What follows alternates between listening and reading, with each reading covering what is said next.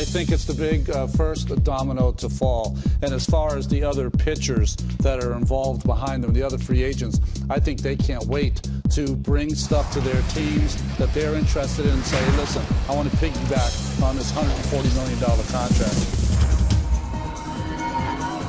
Matt Yaloff here with the MLB.com FastCast. The Nationals land the top starting pitcher on the free agent market, agreeing to a 6-year, $140 million deal with lefty Patrick Corbin.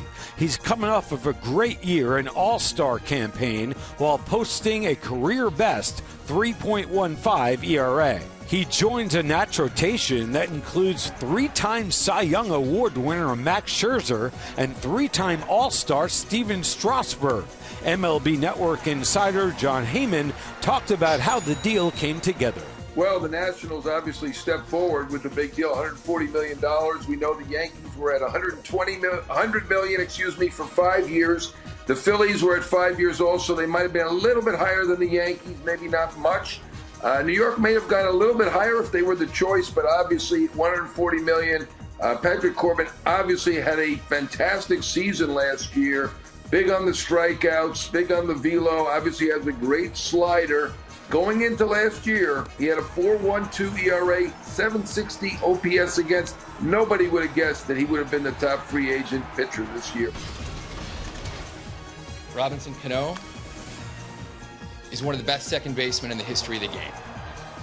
He immediately will impact the middle of our lineup and increase the run production in a meaningful and significant way. Edwin is the best closer in the game today. He will be the anchor of our bullpen, and he will electrify our fan base. Yeah, the Mets welcome their 2 new All-Stars today. Robinson Cano and Edwin Diaz put on their new uniforms for the very first time. Cano, who spent his first 9 years in New York, he was playing for the Yankees, is glad to be back in the Big Apple. Happy, I would say blessed, be able to wear this uniform, franchise, history, all the legends, great players, been through this organization and the history. And also happy to be back in New York.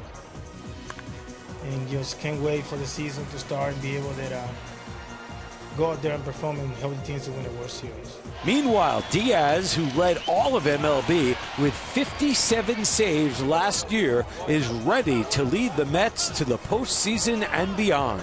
Great history in the Mets, so I'm excited to start the season. I came here to win, and to the Mets fans, we came here to win and try to reach the World Series and get the ring.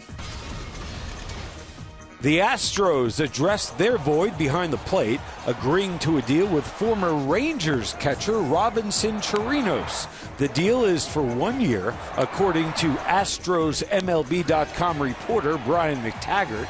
Chirinos has reached double figures in home runs in 4 of the last 5 seasons. With the winter meetings less than 1 week away, the pursuit of former NL MVP Bryce Harper seems to be taking shape. According to reports, the Dodgers, Phillies, White Sox, and Yankees have already met or plan to meet with the outfielder in the coming days. MLB Network insider Ken Rosenthal has some ideas on how LA could land Harper. We'll see if the Dodgers play big on Harper. Remember, they are under the luxury tax threshold. They have the room, at least from a financial sense, to do this. I think he wants to beat Stanton, even though Stanton wasn't a free agent deal. That's the standard right now. But if he can't get that, and I discussed this yesterday, what if the Dodgers could get him on, say, a 4-year, $150 million deal with opt-outs after year 1 and year 2? Would that be realistic for them? Perhaps it would. For more on these stories and complete hot stove coverage, keep it locked to MLB.com. It's baseball everywhere.